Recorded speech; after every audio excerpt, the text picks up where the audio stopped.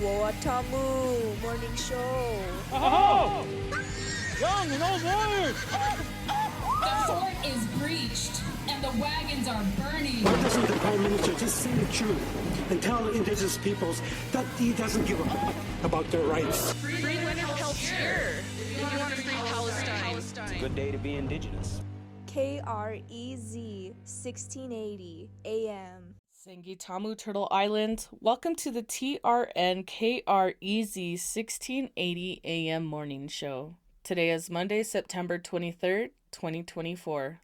This past Saturday, we were on the ground at Remembering 1974 Paths to Healing, an event and march in Farmington, New Mexico, or TOTA. Remembering 1974 was the 50th year commemoration of the protests and boycotts of Farmington after the choke cherry murders, in which 3 Navajo men, John Earl Harvey, Herman Dodge Benally, and David Ignacio, were brutally beaten and killed by white teenage settlers, an act known as Indian rolling. What ensued was the long hot summer of 1974, where Diné grassroots leaders called upon the American Indian Movement, Diné Rights, UNM Kiva Club, NAACP, and other human rights supporters to form the Coalition for Navajo Liberation. The marches and boycotts of that summer were to be known as a moment of Diné greatness. We want to welcome everybody here this morning. Thank you very much for being with us. I reiterated what has been already stated here on the purpose of our event today. In commemoration of our relatives who have been taken from us because of racial hatred. You know, that's a reality in life. And one thing I unfortunately say is that racism is alive, that it will be with us. And I was asked the question, why do you think that racism will never go away? I say it will never go away as long as there is white supremacy. Until the day that white supremacy is done away with, then we can do away with racism. That's the equation here. We commemorate the memory of our lost relatives. Not only the 3 men, but there are others whose lives were violated, and in turn the families, the lives of the families were violated. And again, yes, we know that there are many of our people who still suffer because of these discrimination and exploitation. This is what we are here to do, and we appreciate all of you. And I'll leave it to Alvin here to get us in line. But we did want all the families, the victim families, to be up front, to be walking up front. The honorees, we have a number of honorees here that were first-hand participants in our 1974 marches and boycotts. We want them following up the families. The people who work to make this event happen, our committee, and then all of the supporters, all the rest of our relatives will follow up at the end. So that's how we will go ahead and proceed here this morning. Again, thank you very much.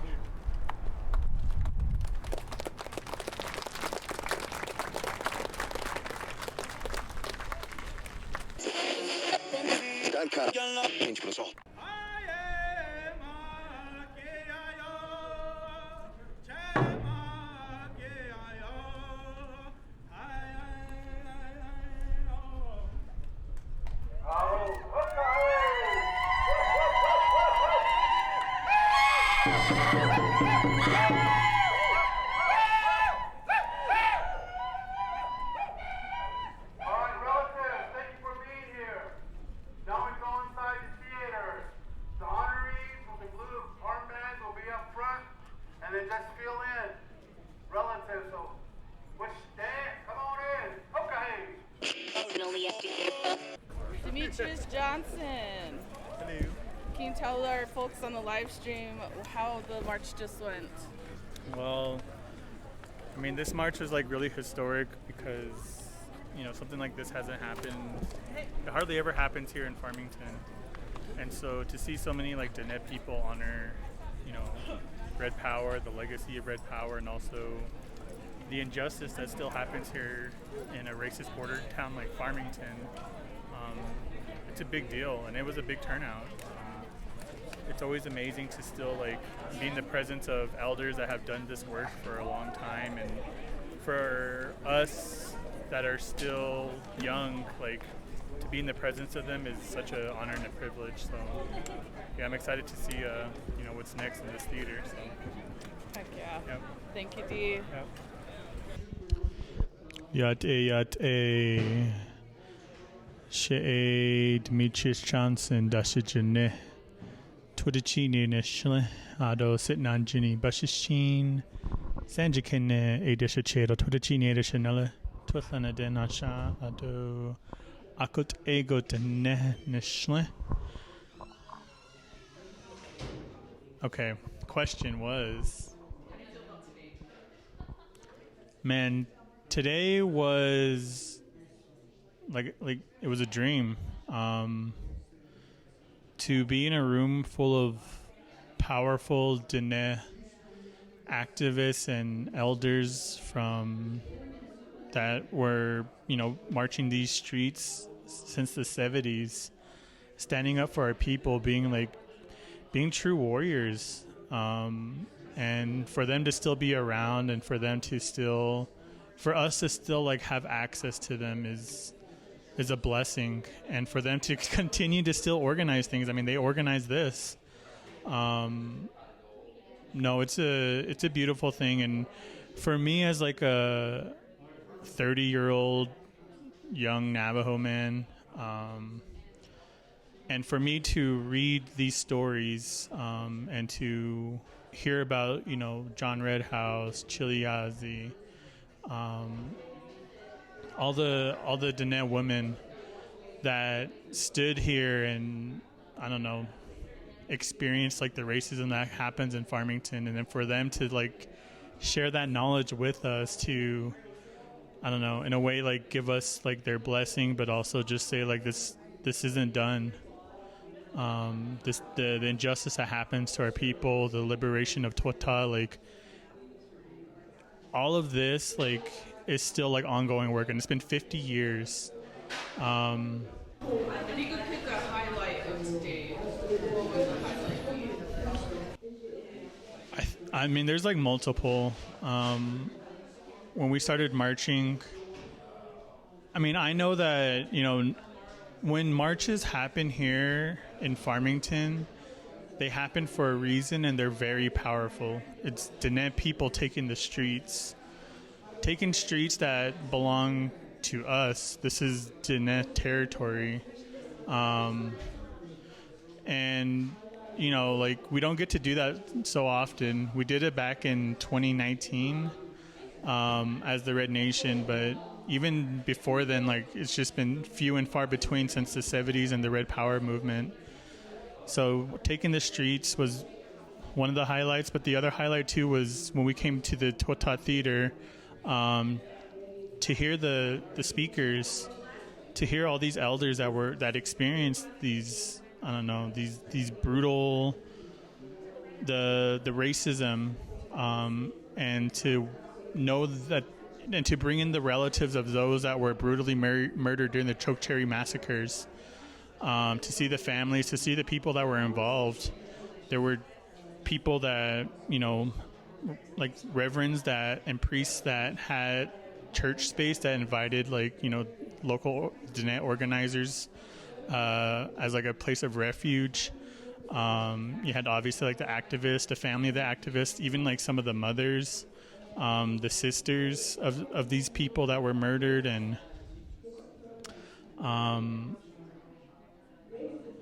yeah, I think for me, like, when I started doing activism, I was always told as like a Diné person from like Diné people, older Diné people, uncles and aunties, that we're not supposed to be rowdy. We're not supposed to take to the streets. We're not supposed to shout. We're supposed to be respectful. We're supposed to do it like in a certain way, meaning like, you know, like talk gently to one another.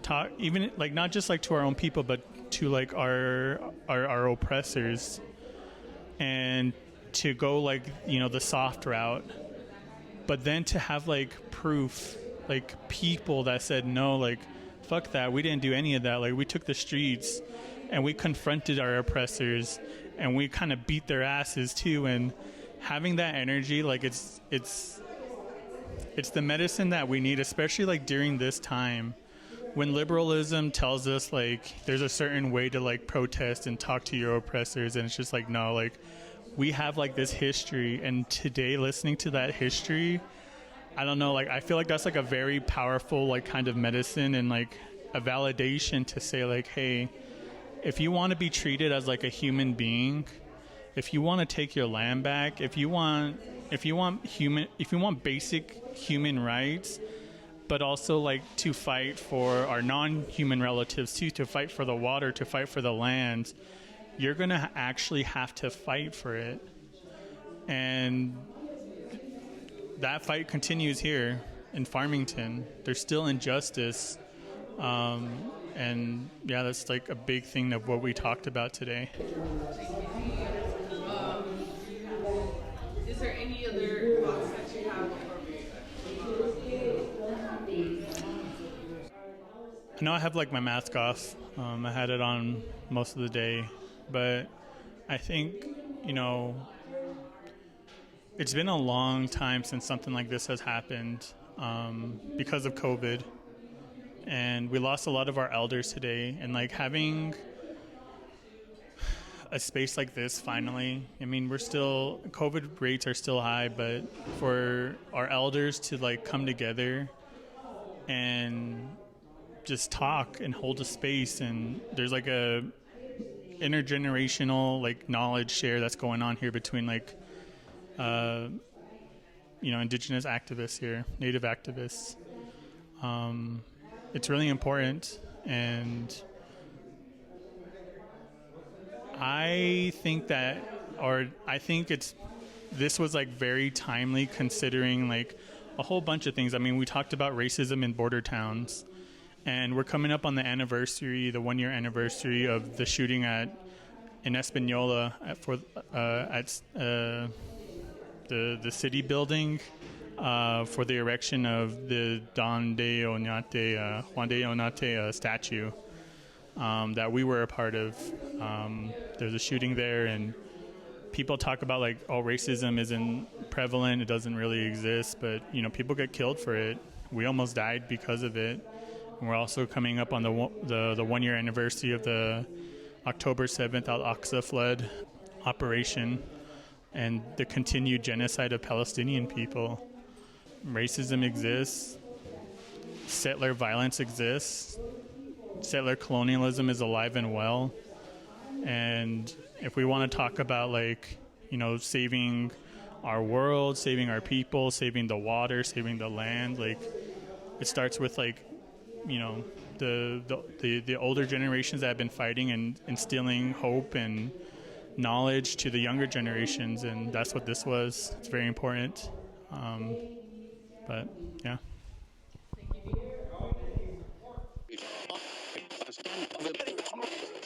Yeah. Good morning, everybody. So, as Julie indicated, my name is Esther Keeswood, and I was a young woman, like you said, in 1974. I won't say how old I was.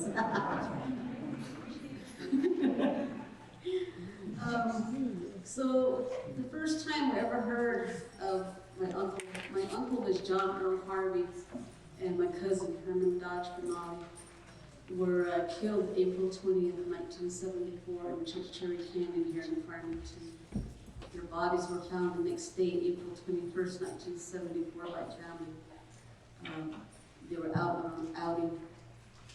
Kodide, Stadina, April 20th, 1974.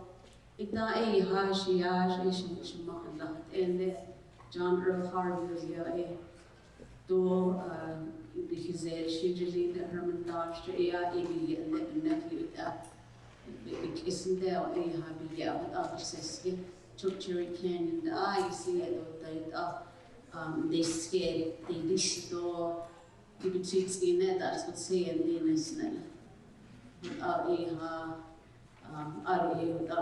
goes there. She up the gun, she goes some road and they would I kid on his tomorrow the next day. Joe of leg is one that she Jane Vicente, she's sitting right here. What is it that? Jane Vicente, she's a twin sister to John Earl Harvey. Big Hajnia. She came to our house in Hogback. We lived in Hogback. And Jane came to our house and asked my mother, sister, help me. Let's do something about it. I'm not going to let it go, she says. And right away, my mother says, okay, I don't know where to start. I don't know where to go. Let's go to Shiprock. We visit some of our elder leaders down there, and then one gentleman named Alfred Shorty recommended that we talk with Jimmy Anderson. Jimmy Anderson is an uncle, paternal uncle to Larry Anderson. He says he might know something how to get aid over here. I think they're the only ones that can help us. He says because we sent word to Peter McDonald. Peter McDonald was chairman at the time. Nothing came of that. So we knew that our tribal leaders at that time wouldn't help us. So we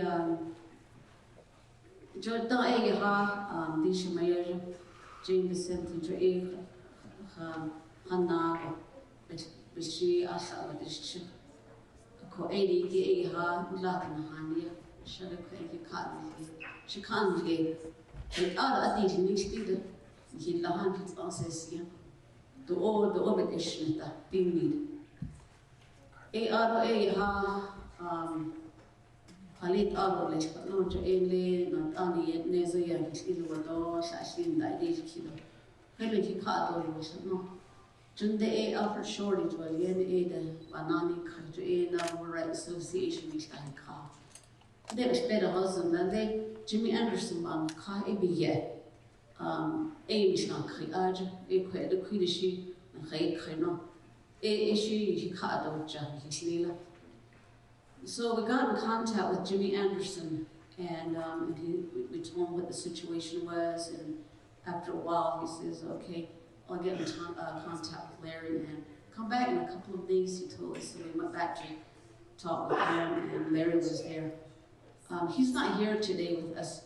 He's elderly, not able to travel very far. So I have been in contact with him though. Okay, Larry Anderson, he get Hania, I see Ashkin no so. Ko put have a now season. Boshina, Diné, a large Nazinigin St. Paul, Minnesota, the English Boshijor, Nina, Richard this. Russell Means, though, Dennis Banks. Aro Verno, Clyde Belcourt of Asia. Ebit this Nila. Aro Shinley, Hanetta, or Nancy Hidini. So when we met with Larry, he said he was going to talk with his other leaders by the name of Russell Means. You probably heard that name. He's also deceased. Dennis Banks, also deceased. Vernon Clyde Belcourt. And they're all the headquarters of American Indian Movement is at St. Paul, Minnesota. So a week later, that same week, Larry got back in contact with us. He says, "Okay, I'm going to go down there. I'm going to get a parade permit." He says. So we went with him. We came to Farmington, got a parade permit with him, and our first march that we did was May 4th, 1974. And he says, people are already coming right now. He says they're in caravans. vehicles. They're all coming down. A lot of them are coming from Pine Ridge. And the incident had just occurred with Wounded Knee, so everybody's really fired up, right? You want to come down and help the Navajo people down here. They weren't afraid. So, John Needy, Sabana, I still Wounded Knee, take over the land there. I see, double scale. I didn't think I did don't dance the don't dance yes, that's not in a sun or in the hay, could only shipwreck.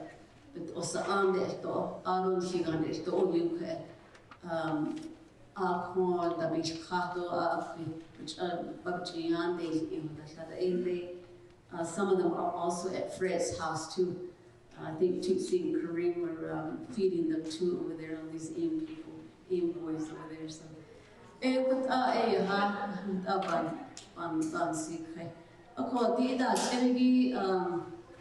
on May 1st, 1974, is when the 3 teenagers were arrested. 2 of them were 16 years old, 1 was 15. Farmington High School, the she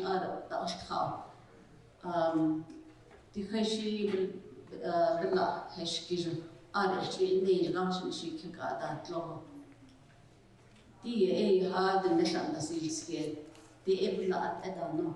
A Konakate Eche, Hawana Zara Arab, my Sposne. Dishi Kavadan, the Dean Lady Aha, and then I skate it and notion. J. R. Ena Creed, Eva, my is law is was now, but I was let this day. I beg of what I had them there.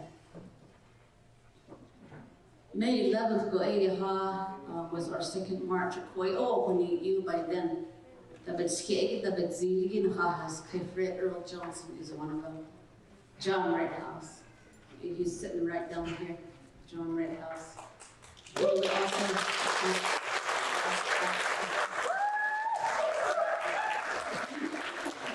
Willie Cleaver, NAACP. Do we have anybody from his family that are here representing him or representative from NAACP? Okay, we try to get in contact with him. He is now living in Tyler, Texas, very elderly too. And then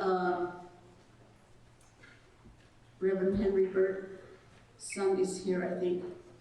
Mr. Burt, are you still here? Oh, just would you? Okay. All right. Henry Burt was a real helpful person at that time. He was priest, I think, over here at the San Juan Episcopal Church up here by the Pistahi. She bed off the other Shamay Glen, the one that's of Kayan, San Juan Mission Gia. Reverend Ye in his art, Nashadist. You and he caught another walk. I mean, they sent him away once they found out he was. We were meeting over there at his church and all that. He was a big supporter of us. And they shipped him off during these marches. But we appreciate him, everything he did for us. Although the city of Farmington, how we did 10 listed demands to them because nobody was really, no Native Americans, I should say, was employed for the city of Farmington, and hardly any.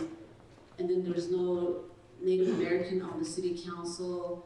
The Indian Center was such a joke at that time. It was a small, it was even with a bus station, and they were calling that an Indian Center. So we asked them to improve that as well too. So,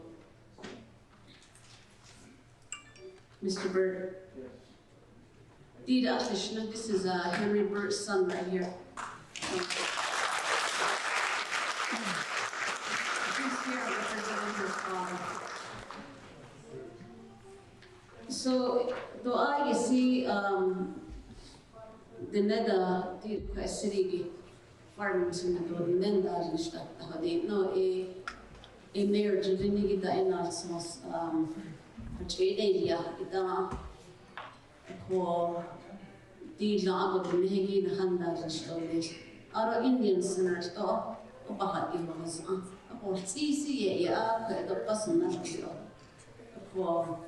Aaron got father of seas at the beginning of the first doing is in the Marlo Webb, Mayor. He says, that's just a gathering place for people coming into Farmington. Now you're asking for a clubhouse. You need at one of our meetings. I on highest here. Called isn't that Mayor? Back then, Marlo Webb. So, she said it was other than this kind. So, June 8th, well, let me back up. June 7th, all these three boys, they were sentenced to New Mexico Boys School at Springer. At the only hardship in the scared. To what you hope was nicht. Other than this, I'm not simply the Aztec. But when don't call it the heat nasty. He don't have the cut no, don't tell him. Chilliare, what that's even in the he don't he did it than his no. What that name up the quishes come up at a window. So, June 8th, is a day that we were denied a marching permit because there was a sheriff posse rodeo. And so some of us didn't come to Farmington, we did something else. But I think John was the first one there, and Fred was there, Lorenzo Livaldo, Taft Scott, they stopped the parade because there was cavalry in there. They didn't finish, the sheriff posse didn't finish their parade. So, there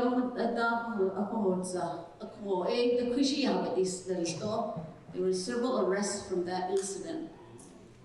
And we got, let's see, the next 2 days we're raising funds, and then we got everybody out.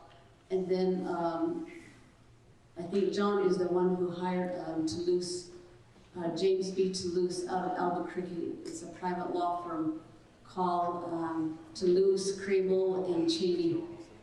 And they represented all the leaders that were arrested and anybody else that was arrested on pro bono. That means that we didn't even have to pay them any fees. So I don't know if anybody is here from the Maggie Toulouse's office. She's the Secretary of State. No, that's the granddaughter. Oh, okay. Stand up.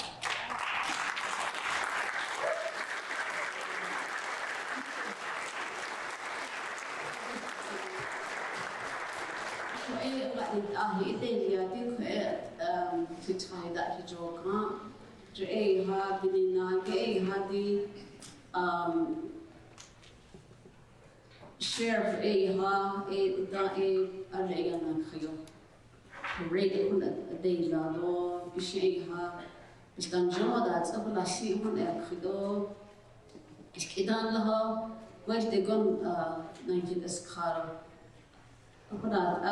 Calvary days, and the yes, a lot, China, Zovia, 80 gig that, and that one was Dutchman. She ate she can. The head of that, I see on Hada, no, she. J. Aro, that he joke, Aro, or you have this day. Aro a naki, J. Best of days now, skinny cover, a Aro Monday, a Aro Nani, Kudo, a Arch Elsie. Jane B. Toulouse, the hour, a Arjik, a bit of a Arjik, and you can't jails, which is no, it's so hard of in. Joanne laid as a kid as a but so kid, a last dog, the other and whatever deep leader, other than Hannah Ash.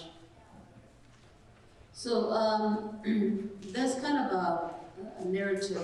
There's a lot to talk about. I'm not going to just go on and on.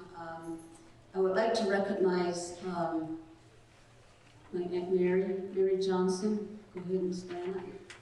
Can you stand up? D.A. Fred Johnson, who's his wife.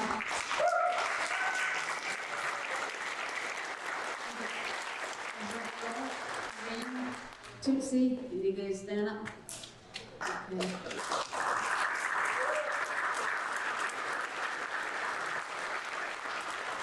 These girls were like 10 and 11 or 12 years old at that time. They were just young girls, and they'd be walking down the street with us. And then my Aunt Jane, Jane Vicente is right here.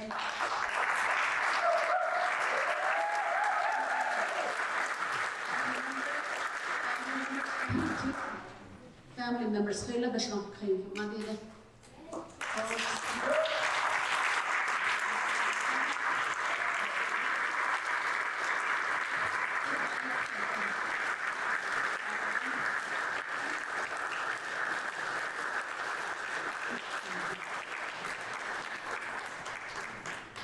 also have Herman Dodge Benally, his family.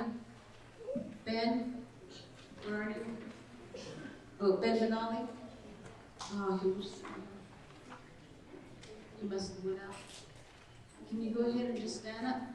Whoever came with you, stand up.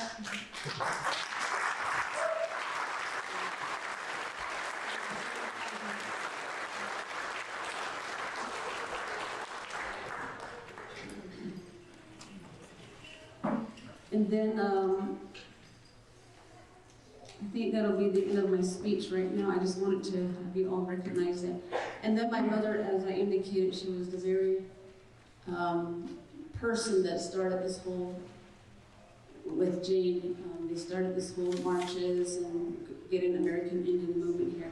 I would like to recognize my family. Key Switz, my husband, and Mr. Begay. You go ahead and stand up. Down.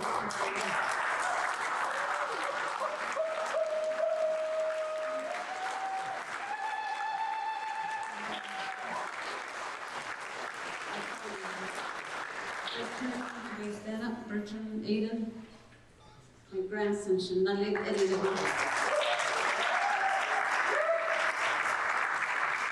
I think he's following my footsteps.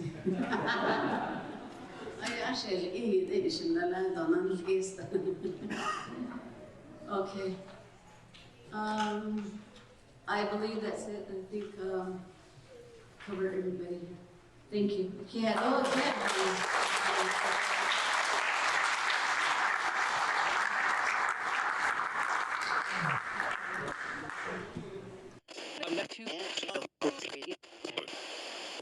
Yeah, my name's John Redhouse. I'm Diné. My mother was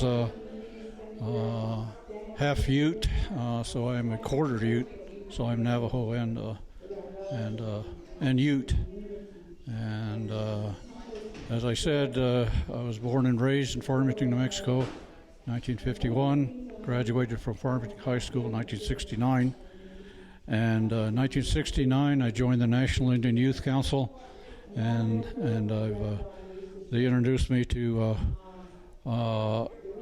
what the organization was doing in the field of Indian rights advocacy, direct action, studies on colonialism.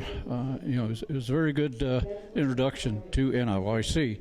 So that I was radicalized by by just my life experience growing up here, but that NIYC politicized me, and I've been working in the area of Indian rights advocacy activism ever since.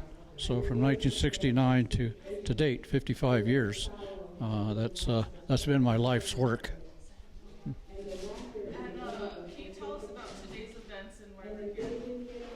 Well, it's a historic year, 50 years, and there's a lot of reflection, remembrance by those who were here. A lot of veterans of the civil rights movement we had here sharing those memories and recounting those experiences that we had here, but it's more detailed, it's more deliberate in the storytelling, it's thought out well. There's a lot of knowledge and wisdom that was imparted. Particularly impressed by Chili Ozzy's narrative and Esther Keeswood as well. They were young when 50 years ago, but they're elders now, and they're still fighting hard. Esther is now a tribal court advocate and interpreter and office manager of Diné People's Services in Farmington, and she's been in the field of law, but she was also a rebel back then. I think she was 17 years old, or 19 years old when these events happened, and I had the honor of working with her in the 70s. And boy, she's a real fighter, a real warrior. And now she's a grandmother, and she's passing on the best of her activism, advocacy to her children and grandchildren. And it's a good intergenerational movement that we've started here. And Esther's been at the front lines on so many issues. We NIYC had a field office in Shiprock, and in addition to her bordertown work here, she was taking on issues at the front lines, in the coal, uranium, oil and gas fields, organizing with others mass resistance. And she's been arrested, and she's a true veteran. She's walked the talk, and I was really pleased with the words she said, and her memory was almost like it happened yesterday. She was very specific. She gave a very crisp summary of the events, and I even learned some things that I didn't know. So I'm hoping to, when I come back in this area, to look her up again. We've communicated over the decades and everything, and of course with Chile. I mean, they are really long distance runners in every sense of the word. Chile started out in this work in 1969 as well. So, John, I wanted to ask you, since you are an expert on the Diné history of this region and the anti-colonial history of this region, what is the relationship between the history of resource extraction here and racism and discrimination against our relatives in Farmington? Well, they both escalated during times of boom. Energy, first it was oil and gas and uranium in the 50s and 60s, and in the 70s through the early 80s it was primarily coal, but there was a good level of oil and gas extraction and processing as well. In the 50s and 60s, Farmington grew from a town of 3,500 to 35,000. There's construction all over. We had to go to school half day, trailer parks all over the place, white trash from Oklahoma and Texas coming in, and the mistreatment, the Indian rolling, the brutality, the attitudes that they had and the actions that they employed escalated as well, and then it kind of peaked around 1973, 1974. It's a worsening situation. But I think that the uprising that we had, the people's response to the April 1974 killings, essentially put a stop to the escalation. It didn't put a stop to the hate crimes because they continued, but the level there, because they had to reckon with us, great numbers of people who were outraged and angered by this, and The streets, we basically shut it down. And that was the boycott, kind of the boycott. It was a boycott effect that Chile was talking about. They were afraid of us, but they did have cops. They had SWAT squads. You had those boys in blue with the nightsticks, and the first couple of marches they did have snipers on the roofs. They was heavily militarized. But they knew that we weren't going to stop. They could try to intimidate us, but just the spirit of the people, and it was intergenerational. You saw those older women out there, the matriarchs leading men. You saw the young children there. It was broad based, and everybody identified with the racism there, and a lot of them identified because they had family members and relatives killed also, or else and also missing, presumed killed. They knew that the hate culture here, and they knew that the hate crimes were outgrowths of a long of an ingrained racism here that's a part of the white culture here, and all border towns, whether South Dakota, Gordon, Nebraska, Ajo, Arizona, Flagstaff, Gallup, here, Grants.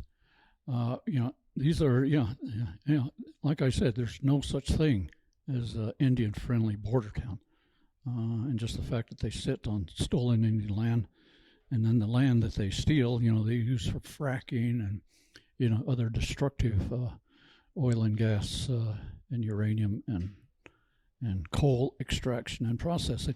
And then what they process, the waste and everything, they won't clean it up.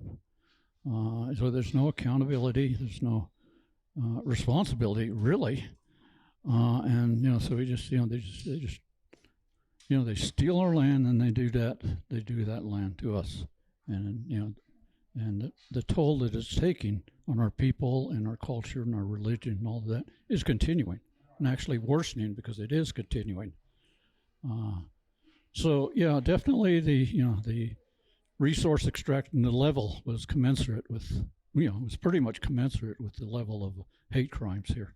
And a lot of that came from the white oil field fresh in Texas and Oklahoma, where they lynch Indians. In fact, there are some blacks, black friends I had that came up here that I befriended, and they were, they escaped with their lives. They got on the bus and just went as far as they could, and a lot of them ended up here, escaping the lynching, which is another hate crime. So that's that's a white, hateful, racist culture of Farmington, and has progress been made? I don't know if you can call less racism. Is that progress? Is that a measurement of progress, or is just that a continuation, but at a low level of there? In any case, the Indian killings continue, and adding to the total sum and the continuing sum of the casualties of the Indian wars. Now, that's unacceptable. Can't say that progress has been made, no. So speaking of that, I listened to an interview you did for Native America Calling back in April of 2024, and the mayor of Farmington was also on that call. It was you, Dr. Jennifer Dale, Chile Yazzie, who were on that program, and the mayor did claim that things were better. He cited the graduation rate of Native people here in Farmington. And I was just doing an interview for High Country News, and I said, well, the white mayor of Farmington isn't the person who gets to decide what justice looks like. It's those who have been violated and aggrieved by genocide that get to decide what justice looks like. And so what does justice look like? What would it take for this type of violence against our relatives to end? Well, I think that you're talking strategy. One strategy is healing and, undoing racism and that sort of thing. And one is, just duking it out, squaring off with the enemy. Kind of the way I dealt with racism when I was growing up. Some things that you just have to do. I'm not turn the other cheek or hug the enemy kind of guy. And I mean, in those two cases, actually, or more, that put a stop to that. They knew that it was unacceptable. To call me a savage and a fucking Navajo and so. And I think that we need to have that kind of spirit there, just like the spirit that Black Horse had. He said, no, they can't use our people for target practice, and that's enough. And so, the mobilization, the 1,000 warriors that showed up here, and we're going to destroy this town. Now, what they ended up doing, the town didn't surrender the murderer. Well, there's actually a couple of murderers, but the one that started it, he ran into a cornfield, and Black Horse and his warriors, circled that cornfield and burned it. And all that was left was a crispy critter with his boots on. You could see his spurs there, but everything else was burnt. There, that's how they administered justice there, because border town justice don't exist either. Killing an Indian, an American Indian, not until 1924 was it a crime. They were killing Indians that were, that were off the reservation. It was fair to do that. That's not a federal crime, major or otherwise. And this used to be a sundown town. You could trade here. If you got a pass from the local Indian agent, it was only good for day, but you had to be out by sunset. And if you're not, then you're fair game. They just kill you. And that hatred and that violence, still manifested, in the same way. It's physical, it's deadly, and it's unacceptable by the victims and by the resistors. But there are different ways of doing that. When you think out the box, and as long as I think that you need to neutralize the enemy. You need to combat the racism in whatever way is effective, and whatever way you kind of present it to the people. And it's their decision. Although there will be groups that are more militant, and that's the group I would belong with.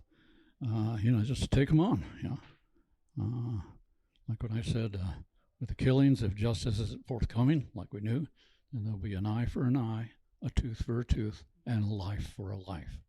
If 3 Navajo teenagers had killed 3 white men, they would have been given the electric chair.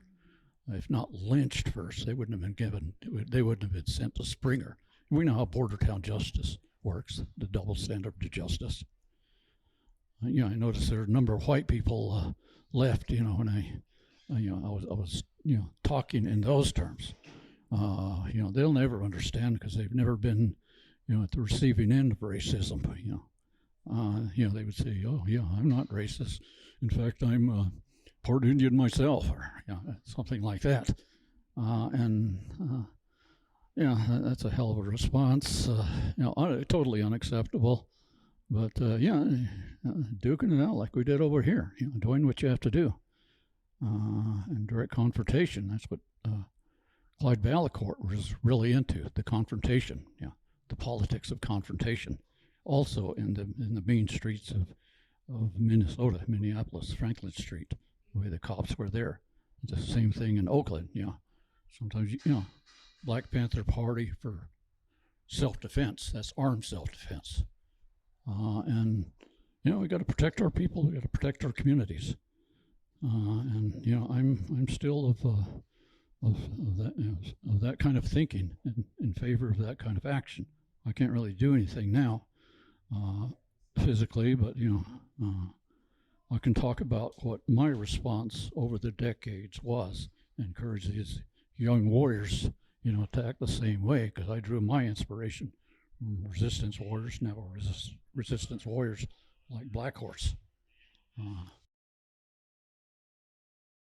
going to ask you one more question. I know we've been talking for a long time. There's a lot of there are overlapping, and you've written a lot about this, there are overlapping histories of dispossession of Diné land on what is considered Eastern Navajo. Farmington, I think, would be considered part of that. Whether it's the checkerboarding, the coming in of the railroad, the way that resource extraction has just chipped away at the actual healthy available land base for our people to practice our way of life that we have done since time immemorial in this place. And like you said, this goes all the way back to the first coming of settlers and ranchers when Diné people were removed from certain parts of our customary homelands to make way for, you know, white ranchers. And that there was conflict, there were Indian killings at that time too. You document all of this. And so what does racism and discrimination against our relatives in Farmington have to do with land? Whether it's our relationship with land, settler claims to land, the theft of land, and what would land back, which is what a lot of our movements today are talking about. Do you think land back, like actually land back to our people, do you think that that would have some sort of impact on the kind of racism and discrimination, just the violence that our people continue to face in our own land? Because as it was said today, Farmington is our land, is Diné land. It never stopped being Diné land just because the U.S. came in with the cavalry or with settlers or their cattle. So what would land back have to, what kind of impact would land back have, perhaps, on discrimination and racism against our relatives? And what does the history of land have to do with border town violence, and vice versa? Mm-hmm. Well, again, there are, different thoughts, and one of them is, Farmington, all these border towns, that's enemy territory. That sort of implies that we surrendered that. It's not Indian land anymore. There's other thoughts that say, well, if we internally develop Indian reservations so we don't have to depend on border towns, we become self-sufficient, and there'll be less brutality against our people.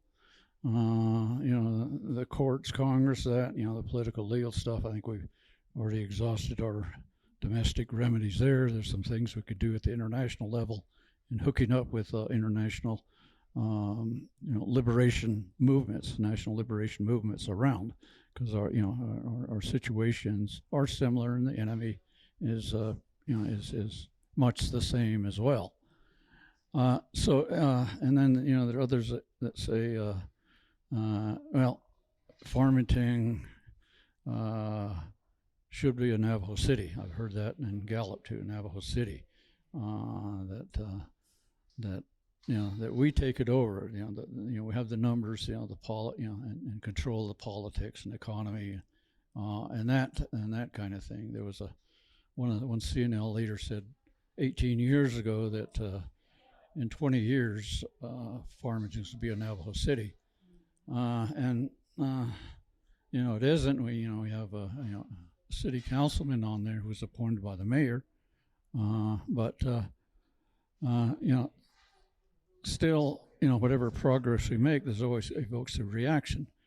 We filed redistricting lawsuit against San Juan County back in the late 70s.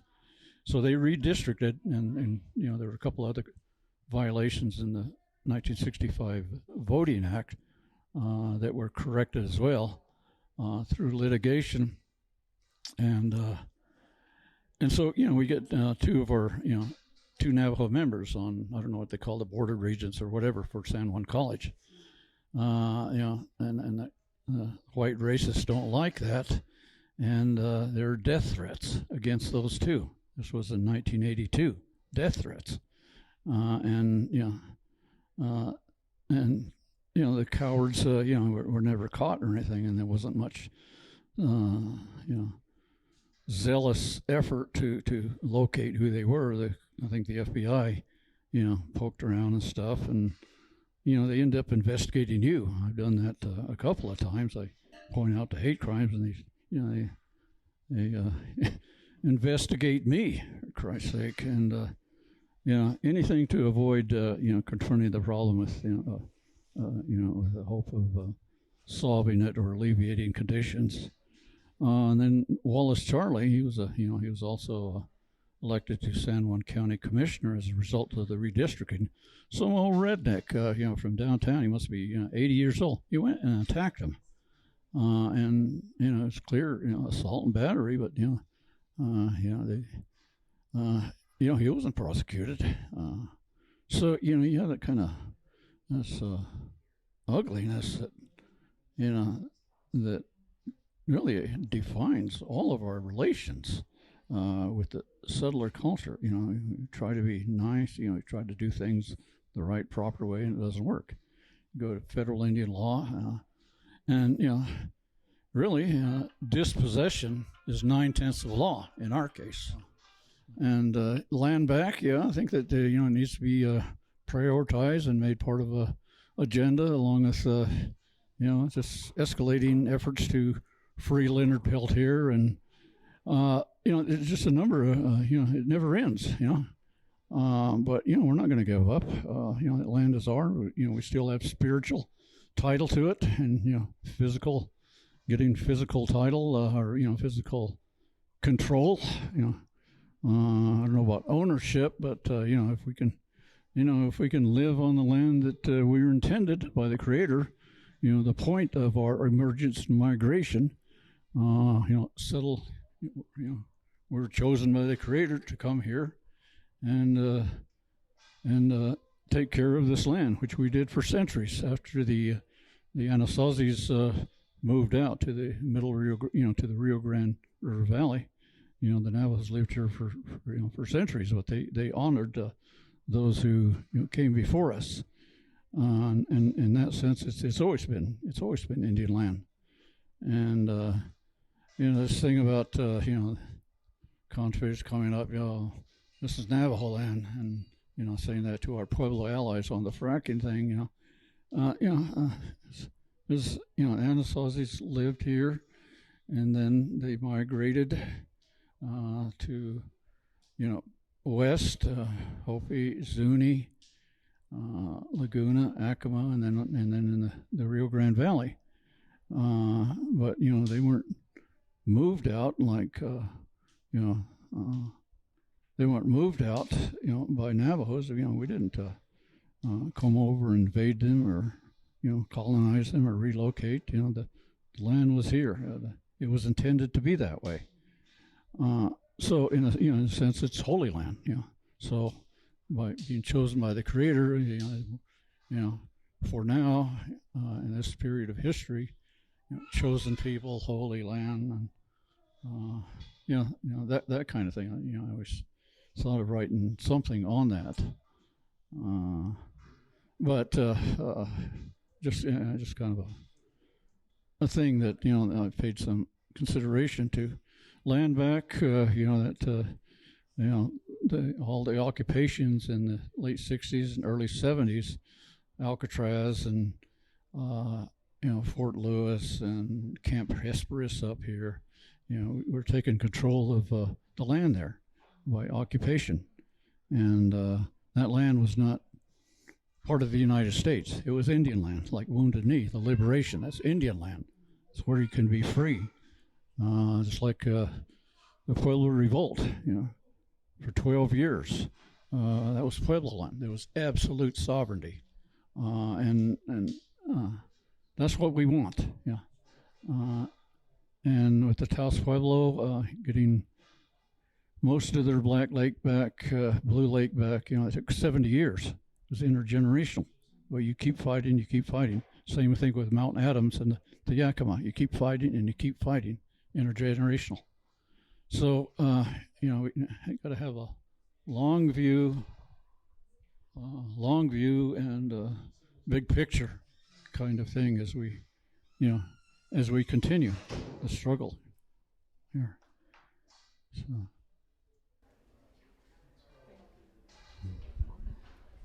That good? Good. Is there anything else you would like to add, John? No, I'm just glad to be honored, and I'm glad to be of assistance and help in a resource person kind of way to liberation groups like the Red Nation and Info Shop, and and young people. And I think that's one of the reasons why I've lived this long, even though I'm falling apart. But my mind is still sort of there, and whatever I can do to aid and abet, the righteousness of our movement, our continuing movement, then that's what I want to do. That's the way I want to go out. Yeah, John.